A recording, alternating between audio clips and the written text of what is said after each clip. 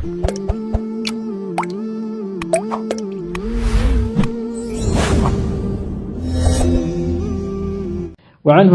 قال رسول الله صلى الله عليه وسلم أهنم كساتشو تيزو مالتم كأبو هريرة الله يودد الله شونا ملكتنيو صلى الله عليه وسلم عنده بلوال من تعلم علما يتمارسو مما يبتغى به وجه الله عز وجل الشنا في النايلاك والله يا الله فيت يميك الجلبة مالتم قربا مقاربيا يهونا عبادة يهونا علم يتمارى بمن منقرني يتمارو تعلم علما مما يبتغى به وجه الله لا يتعلمه نقرقن أي مارو علمون كنيان صار مالتنا إلا ليصيب به انديا غنيبتنجي إلا ليصيب به انديا غنيبتنجي عرضا إدآن وين تكمن شكتن تكمن ما غنيت فلقو انجي من الدنيا يدنيا تكمن فلقو انجي يمارو سمار يميمارو يدنيا بتشانو علم የሸሪዓ እውቀት ወደ አላህ መቃረቢያ ነው እሱ ግን ያን አይደለም ያሰበበት የዱንያን ፋይዳ ብቻ ፈልጎ የተማረ ለም يجد አያገኝም عرف الجنة የጀነትን ሽታ አያገኝም يوم القيامة በቂያማ ቀን የጀነትን ሽታ አያገኝም يعني ريحها عرف مالت ريحها ሽታዋን ማለት ነው رواه أبو داود بإسناد صحيح أبو داود በትክክለኛ ሰነድ ዘግበውታል እሺ እዚህ ደግሞ ምንድነው ሰዎች ወደ አላህ በሚቃረቡበት ዒባዳ አላፊ የሆነ የዱንያን ጥቅም ሊያስቡ አይገባቸው ይሄን ነው ማሳሰብ የተፈለገው ስለዚህ ሰዎች ባቡ ፈድል العلم تعلما وتعليما የሚለው ላይ ጥንቃቄ ማብሮ ያስፈልጋል የሸሪዓን ዕውቀት ለአላፊ ዱንያዊ ጥቅም የሚያስብ ከሆነ ገንዘብ ሊሆን ይችላል ቀድሞ ጭንቅላታችን ላይ የሚመጣው ጉዳዩ ግን ከዛ ሊያልፍ ይችላል ፉክክር ሊሆን ይችላል ዓሊም መባል ሊሆን ይችላል አንደበተ ርቱዕ ነው ተናጋሪ ነው መባል ሊሆን ይችላል ስልጣን መንገስ ዝና ስም ሊሆን ይችላል በተለይ ዒልም ሰፈር ላይ ያለ ፉክክር በብዛት ሌላ ቦታ ላይ ካለው የከፋ ይሆናል የዝና የስም ፉክክር አንዱ ሌላውን የሚያጠለሸው በብዛት ከብዙ ምልልሶች ውስጥ በጀርባ ያደፈጠ ምን አለ ቅናት ይኖራል ገኖ መታየት ጎልቶ መታየት ሌሎችን በማንኳሰስ ሌሎችን ዝቅ በማድረግ ራስ ማግነን ሊሆን ይችላል የተለያየ አላፊ ዱንያዊ ፋይዳ ሊኖር ይችላል አንዳንዱ ደግሞ ምን ሊያስብበት ይችላል ሴቶችን ማጥመድ ሊፈልግበት ይችላል በማስተማር አቆራርጦ የዲን ተቆርቋሪ ባለዲኑን ለመምረጥ ብለው ሲመጡ በዚህ መልኩ እንዲህ አይነት ርካሽ ነገሮች አሉ በተለይ በዚህ ዘመን በተለይ ከእድሜ አንፃር ወጣቶች አካባቢ ይሄ በብዛት ሊጎላ ይችላል እንዲህ አይነት ነገሮችን የግድ ማንሳት ያስፈልጋል ምክንያቱም ሰዎች በሽታው ላይ ያሉ በሽታቸው ላይ ይታወቃቸው ይችላል በሽታው ላይ ሆነው ለመንቃት ጊዜ ሊወስድባቸው ወይም ደግሞ የሚያጣጥሙት ነገር እንዳይነቁ እንቅፋት እያወቁ ሊቀጥሉ ሊያደርጋቸው ስለሚችል በዕልማችን በዳዕዋችን በመማር ማስተማራችን ምንድነው እየፈለግንበት ያለ ነው የሚለውን ቆም ብሎ ማየት ያስፈልጋል አንዳንዱ የበለጡ የሚባሉ ሰዎችን በክርክር አፍ ማስያዝ ሊሆን ይችላል የሚፈልግበት በዕልሙ ጎልቶ መታየት ህዝብ በተሰበሰበበት ፈታኝ የሚላቸውን ጥያቄ የሚጠይቃሉ ብዙ ቦታ ያጋጥማል ፈታኝ የሚሏቸውን ጥያቄ ይጠይቃሉ ምንድነው የሚፈልገው አንድ ያንኛውን ዝቅ ማድረግ ሊሆን ይችላል ተጠያቂውን ወይም ደግሞ እሱ የሚጠይቀው ጥያቄ በጣም ከባድ ነው እየተባለ ስሙ እንዲነሳም ሊፈልግ ይችላል የሚነሳው ስለ ፊቅህ ሊሆን ይችላል ስለ ወዕዝ ሊሆን ይችላል ምንም ተያያዥነት የሌለው ጥያቄ አንስቶ መፈተን የሚፈልግ ሰው አለ መፈታተን በሌሎችም ጉዳዮች ላይ እንዲህ አይነት ነገር የተፈተነ ሰው እንዲህ አይነት ሰው የገጠመው አካል ቦታ መስጠት አያስፈልግም እልህ መጋባትም አያስፈልግም መድረኩን ልኩን እንዲያውቅ ማስታወስ ያስፈልጋል እየተማማርን ያለ ነው ስለዚህ ጉዳይ ነው አርፈ ተቀመጥ ማለት ያስፈልጋል አላህን ፍራ ማለት ያስፈልጋል ወይ ደግሞ ቦታ አለመስጠት ከነጭራሹ ቦታ አለመስጠት ራሱን እየነፋፋ ከሆነ በብዛት ስለሚያጋጥም ነው ይሄ ራሱን ከፍ የሚያደርግ ከሆነ እድል መስጠት አያስፈልግም ያለበለዚያ የጠየቁንን ሁሉ ምን መልስ ከሆነ የራሳችንን ችግር ነው የሚሆነው ራሳችንን የበሽታው አካል ነው የምንሆነው ማናውቀው ቦታ ላይ አናውቀው ማንም ሁሉ ሊያውቅ አይችልም ስንት ታላላቆች ቀላል የሚመስሉንን ጥያቄዎች ያልፋሉ። ሼክ አብዱል ሙህሲን አልዓባድ ሐፊዘሁላህ መዲና ውስጥ ያሉ ታላቅ ሙሐዲስ ናቸው። በጣም የሚከብዱኝ ጥያቄዎች ርዕሶች ብለው ሲያነሱ የጠላቅ የፍች ጉዳይ፣ የሐይድና የኒፋስ ጉዳይ ብለው ያነሳሉ። ብዙዎቻችን ምን ደፍረው ርዕስ ነው፣ ምንም አይመስላቸውም። እሳቸው ይከብደኛል ብለው ሲናገሩ ምንም አይመስላቸውም። የኔ ቢጤ ግን ሲጠየቅ አሁን እዚህ ሁሉ ህዝብ መሃል አላውቀውም ብል ምንድነው የሚሉኝ ብሎ ሊጨነቅ ይችላል። በቅጡ ያልተረዳውን ምላሽ ሊሰጥ ይችላል። ተሳስቶ ሊያሳስት ይችላል። የመጀመሪያው የዕልም ትኩረት ሊሰጥበት የሚገባው ጉዳይ ኢኽላስ ነው። ያለበለዚያ አንዴ ቀዳዳው ከተደፈረ ማለቂያ መቋጫ የለውም። ምናልባት ኹንፉሻሪ የሚባል አንድ ቂሳ ሰምታችሁ ሊሆን ይችላል። ኹንፉሻሪ የሚባለው ምንድነው? የሆነ ሰዎች ይጠይቁታል። ሁሌ ወዲያው ነው የሚመልሰው። በፍጥነት ጥያቄ ሲጠይቅ በፍጥነት ነው የሚመልሰው። ይሄ ሰው ግን የእውነት ይሄን ሁሉ ጥያቄ እያወቀው ነው በዚህ ፍጥነት የሚመልሰው? ተጠራጠሩትና ሰዎች ሰብሰብ ብለው አንዳንድ ቃል አንዳንድ ፊደል አዋጡ። አንደኛው ኸ፣ አንደኛው ኑን፣ አንደኛው ፋ እያደረጉ አውጣጡና የሌለ ቃል የራሳቸው ፈጠሩ። ኹንፉሻር የሚባል ሄዱና ኹንፉሻር ምንድነው ብለው ጠየቁት።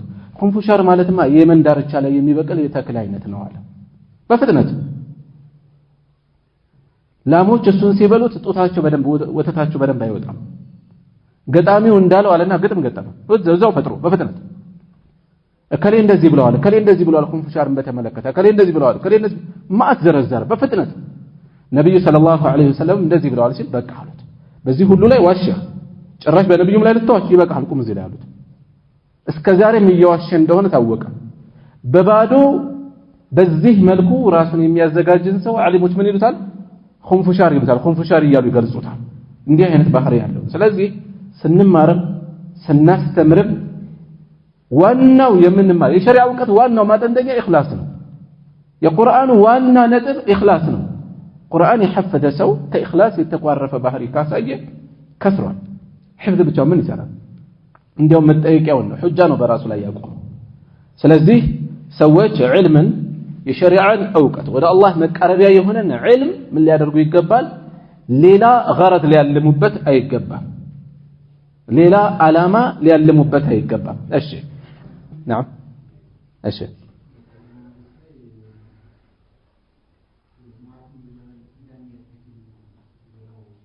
ከዚህ በፊት ያሳለፍነው የሙዓዝ ብን ጀበል ረዲየላሁ ዐንሁ ሐዲስ አለ። ነብዩ ሰለላሁ ዐለይሂ ወሰለም አላህ በባሮቹ ላይ እንዲሁም ባሮች በአላህ ላይ ያላቸውን ሐቅ በተመለከተ ነብዩ ሰለላሁ ዐለይሂ ወሰለም ጠየቋቸው ሙዓዝን። ሙዓዝ አላህ ወረሱሉሁ አዕለም ብለው መለሱ። በዛ ላይ ነብዩ ሰለላሁ ዐለይሂ ወሰለም አላህ በባሮቹ ላይ ያለው ሐቅ አላህ ሊያመልኩት በሱ ላይ ያጋሩበት ነው። እነሱ በአላህ ላይ ያላቸው ሐቅ ደግሞ በሱ ላይ ያላጋራን ላይቀጣ ነው። ዋስትና ማለት ነው። ቃል ነው፣ ከባድ ቃል። ይሄን ሲሰሙ ሙዓዝ እና ለሰዎች አልናገርም ይሄንን ብናገር አሉ።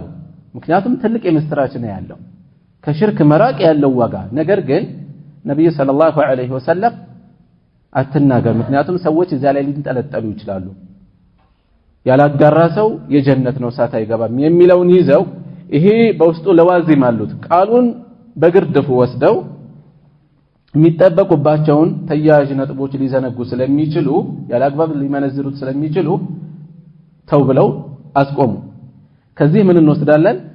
ሙዓዝ ይህንን ዒልም ይህንን መረጃ ሳይናገሩ ኖረው ሊሞቱ አካባቢ ነው። ዒልም ባለማስተላለፋቸው ወንጀለኛ እንዳይሆኑ ፈርተው ነው የተናገሩት። ስለዚህ ከዚህ ጋር እንዴት እናገናዝበው ከተባለ ዒልም የሚደበቅ አይነት ዒልም አለ። እሱን እንወስዳለን። እሱ ምንድነው? አንዳንዴ የምንናገረው ነገር ለሰዎች ፈተናም ይሆን ከሆነ የምናስተላልፈው ነገር ባልጠበቅነው ሁኔታ ፈተና ሊሆናቸው ይችላል። ስለዚህ ፈተና ይሆናቸዋል፣ ለመዘናጋት ወይም ለመተላለፍ ፈተና ይሆናቸዋል ተብሎ ከተሰጋ ምን ይደረጋል? ያ ነገር ለሚመለከታቸው በልኩ ለሚይዙት አካላት ብቻ ይነገራል። ይህንን ነው የምንወስደው። ነብዩ ሰለላሁ ዐለይሂ ወሰለም ይሄ ዒልም ከነጭራሹ የማይነገር ቢሆን ኖሮ ለሙዓዝ አይነግሩም ነበር። ሙዓዝም እንደዚሁ በዚህ መልኩ አስተላልፈዋል። ለሚገባቸው እናስተላልፋለን። ያለ መጠለጥተው ይሸወዱበታል ተብሎ ከተሰጋ ግን አይወራም። እዚሁ ጋር አብሮ የሚያያዘው ጥያቄ ሲጠየቅ አንዳንድ ጥያቄ አሁን በቅርብ የሆነ ጥያቄ መጥቶልኝ ነበር አልፌው ነው እግረ መንገድ መጠቆም ስለምፈልግ ነው የማነሳው። አንዳንዴ የምንጠይቃቸውን ጥያቄዎች ምናልባት መላሹ ትኩረት ሳይሰጥ ቢናገር ፊትና ሊቀሰቅስ ይችላል። ፖለቲካ ጋር የተያያዘ መንግስት ጋር የተያያዘ ሌሎች የሆነ ግጭት የሚፈጠር ዳዕዋ የሚያስቆም ፈተና የሚያስነሳ ህዝብ የሚያጋጭ ምላሹ ቢሰጥ ሰዎቹ ገና ከመሆናቸው ወይ ተንኮለኛ መሃል ላይ ከመኖሩ የተነሳ ከኸይሩ ይልቅ ሸር የሚያስከትል ከሆነ ያን ጥያቄ የምንጠይቀውን ጥያቄ በግላችን ነው መጠየቅ ያለብን። ህዝብ ፊት መጠየቅ የለብንም። ሰውየው ሳት ተብሎት በአደባባይ ቢናገር ብዙ ነገር ሊያስከትል ይችላል። ቀደም ባለው ጊዜ እዚሁ ሀገራችን ላይ የነሳራ እርድ ይበላል አይበላም ብዙ ፈተና ቀስቅሷል። በአደባባይ እየተናገሩ ማለት ነው። ከባድ ርዕስ እኮ አይደለም ይሄ። ይበላል አለም አይበላም አለም ያን ያህል ዳዕዋ ሊበጠበጥ የሚገባው ጉዳይ አይደለም። የፊቅህ ርዕስ ነው። ነገር ግን በእኛ ሀገር ተጨባጭ ይሄንን ይፈቀዳል ማለት አሁን በተወሰነ መጠን ተለምዷል። ቀደም ባለው ጊዜ ይፈቀዳል ብሎ መናገር እምነት የመቀየር ያክል ነው የሚሳለው። በአጼዎቹ ዘመን ሰዎች ወደ ኩፍር ተገደው እንዲገቡ ተደርገው አይ እነዚህ ሰዎች ሃይማኖታቸውን አልለቀቁም ተብለው ሲጠረጠሩ ማመሳከሪያ ስጋ ነበር የሚቀርብላቸው፣ እርድ ነበር የሚቀርብላቸው። እንሞታለን እንጂ አንበላም እያሉ የሞቱ ማዕት ናቸው። ርዕሱ በዚህ መጠን የማመንና የመክፈር ርዕስ የሆነባቸው ማህበረሰብ አሉ። እንዲህ አይነት ህዝብ ካለ የምንናገረው ነገር ምን ያስከትላል የሚለው ማያጠሩ ነው። አሁን ተለምዷል። የተለመደበት ግን ጤነኛ በሆነ መንገድ መጥቶ አይደለም። ጤነኛ በሆነ መንገድ አይደለም የመጣው። ይፈቀዳል የሚለውም ይከለከላል የሚለውም ነገሮችን ጠርዝ የሚወስድበት ሁኔታ አለ። ይፈቀዳል የሚለው ይሄ አይበላም ያለን ሰው ወንጀለኛ ሊያደርግ ነው የሚነሳው። የነሳራ እርድ ስለበላ እሱ ጂሃድ የፈጸመ ያክል ጀብደኛ የሚሆንበት አለ። በብዛት ያጋጥም ነበር። የሙስሊም ቤት አይበላም ሄዶ ግሮሰሪ ቤት ገብቶ የነሳራዎችን እርድ ይባላል። ይሄ ወንጀለኛ ነው። ይቻላል ቢባል ራሱ ወንጀለኛ ነው። ኸምር ያለበት ቦታ አይገባም። በተጨባጭ ግን ስንቶች አድርገውታል። የዲን አስተማሪዎች ተራሰው አይደለም። ይሄ አንድ ጥፋት ነው። በሌላ በኩል አይቻልም የሚለው አካል የሚያነሳቸው ተዕሊላት ደካማ ናቸው። የነሳራ እርድ የአህለል ኪታብ እርድ ይበላል። ጥያቄው እዚህ እየታረደ ያለው ሸሪዓው ይፈቀዳል ያለበትን ያሟላል ወይ ነው ጥያቄው። ያሟላል ወይ? በስመ አብ ወወልድ ወመንፈስ ቅዱስ ሲባል ወማ ኡሂለ ቢሂ ለገይሪላህ ሌላ አንቀጽ አለ። ከዛ ጋር የሚገናኝ ነገር አለ። ከዛ አንፃር ይፈተሻል። ወደ ኋላ ብንመለስ ሰለፎቹ መሃል የፈቀዱም የከለከሉም እናገኛለን። ከመሆኑም ጋር እርስ በርስ አልተባሉም፣ እርስ በርስ አልተናቆሩም። ምን እንወስዳለን? ጉዳዩ በልኩ መያዝ እንዳለበት እንማራለን። ዋናው ማንሳት የፈለኩት ግን መሰል ርዕሶች አጠቃላይ ዳዕዋችንን እስከሚገቱ እስከሚበጠብጡ መድረስ የለባቸውም። በልክ መያዝ ያስፈልጋል። በልክ መያዝ ለአጠቃላይ መስለሐው ስንል ማለት ነው። ተጠያቂም አካል የቀረበለትን ሁሉ የሚመልስ መሆን የለበትም። ይሄን ጥያቄ በመለሰው ምንድነው የሚያስከትለው? የሚፈተኑበት ሰዎች ሊኖሩ ይችላሉ። ዳዕዋው ላይ ብጥብጥ ሊነሳ ሁከት ሊነሳ ይችላል። ከተለያየ አንፃር ተመልክቶ ባጭሩ ወደ ጥያቄው ስመለስ ዕልም የሚደበቅ አለ። ከሰዎቹ አንፃር፣ ከቦታው አንፃር፣ ከጊዜው አንፃር መተው የተሻለ ሊሆን ይችላል። እዚህ ጋር እየተገለጸ ያለው